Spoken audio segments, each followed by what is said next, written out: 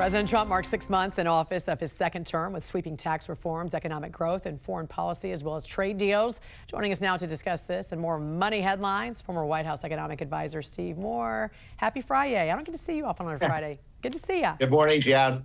So we've got 6 months in office now with President Trump. He's got some historic wins, business confidence, consumer confidence, investments are up, budget deficit down. We've got low unemployment, lower inflation. Talk about some of the victories and what we can expect next. Well, what a difference a few months makes. Remember back in April, I was on the ledge ready to jump off. The stock market had crashed. It looked like the economy was headed south. And then Trump started getting some of these trade deals done. And since April, we've just seen all of the statistics really move in the right direction, which is great. We're seeing low unemployment rates. We have pretty low inflation. We'd like to see it a little lower, Jan, but it's in a pretty good spot right now. You're right. Consumer confidence, business confidence is good. Look at the stock market this week. The NASDAQ and the S&P 500 reached all-time highs, although it fell a little bit the other day. So these are all indications that things are headed in the right direction.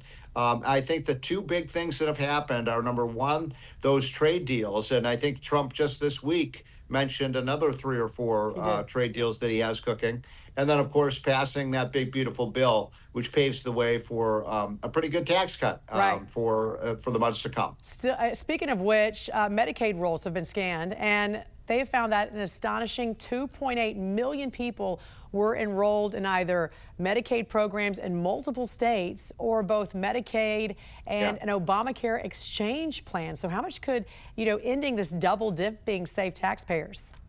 Yeah, double dipping is exactly the right word to describe this. And you're right about it. It's almost 3 million people are getting benefits from 2 different government programs. It's one of the reasons that Medicare and Medicaid are in such terrible financial shape, Jan. And again, nobody in the government really has done anything about it. The Republican tax bill that I mentioned does try to trim some of that fraud in these programs. Remember, Medicaid alone, Jan, has $150 billion a year in fraud. And that is people who are not eligible for the program or collecting benefits. That has to stop, or we're never going to balance our budget. That is wild. I got to tell you, my favorite burger joint, In-N-Out, moving out of California. I used to live in California. I eat it probably twice a week, I swear.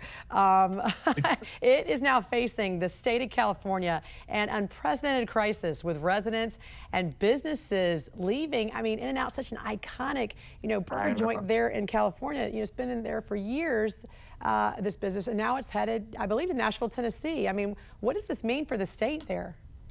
Well, California is losing a lot of their businesses. There's no question. They're losing technology businesses. They're losing manufacturing, and now they're losing one of their, as you said, iconic burger places. When we used to take my kids to California, the first thing they'd want to do is go In-N-Out Burger. There's one near LAX, I know. Right. Great fries or great burgers, and people would be waiting in line outside the door to get their In-N-Out Burger. And just like, by the way, Carl's Jr., the other big California hamburger joint, also left a few years ago. And one reason for this, there's a lot of reasons. Costs are high in California, but the other thing, remember, Jan, about a year ago, California raised their minimum wage to $20. I think it was $20 an hour. That's right. And these hamburger joints cannot afford to pay that kind of pay and then provide a cheap hamburger and a cheap meal to people. Right, because In-N-Out is not that expensive. And by the way, they need to move to the East Coast. I don't see any of them on the East Coast. Have you? Well, it's just sad. I mean, I love California. It's a little slice of heaven. So many incredibly beautiful beaches, beautiful mountains, wonderful people, and the costs just keep going up. It's the highest tax state in the country. California, Jan, has lost 2.5 million people in the last 5 years just because people can't afford to live there any longer. And it's sad because, I mean, who would want to live in California? It's such a beautiful place. I know, it is. And it's always sunny in Southern California, hardly any rain ever. There is a plan from Senators Cassidy and Kaine right now to invest $1.5 trillion from Social Security into the stock market.